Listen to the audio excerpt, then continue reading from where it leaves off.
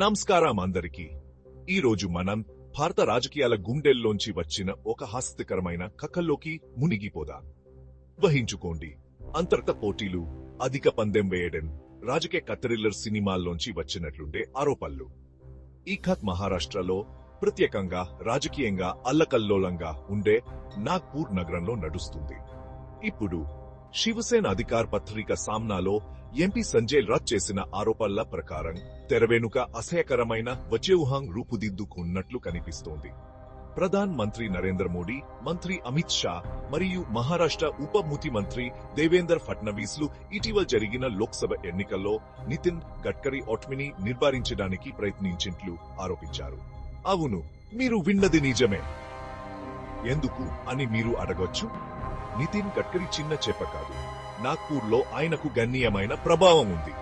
ఈ రాజకీయ రంగంలో కంటికి కనిపించని దానికంటే ఎక్కువ ఉందనిపిస్తోంది. రత్ ఆరోపణలు లోతైన పోటీని సూచిస్తున్నాయి. ఇది వారి పార్టీలోని పొత్తులు మరియు అధికార సమీకరణాలను మార్చగలదు. ఇప్పుడు ఈ ఆరోపణలు విభజనను చిత్రించినప్పటికీ తాము జక్యంగా ఉన్నామని, ఒక కుటుంబంలా ఉన్నామని బీజేపీ పట్టుబడుతోంది. కానీ మనందరికీ తెలిసినట్లుగా అత్యంత సన్నిహిత కుటుంబాల్లో కూడా ఉద్రిక్తతలు ఎక్కువగా ఉండొచ్చు. కాబట్టి జై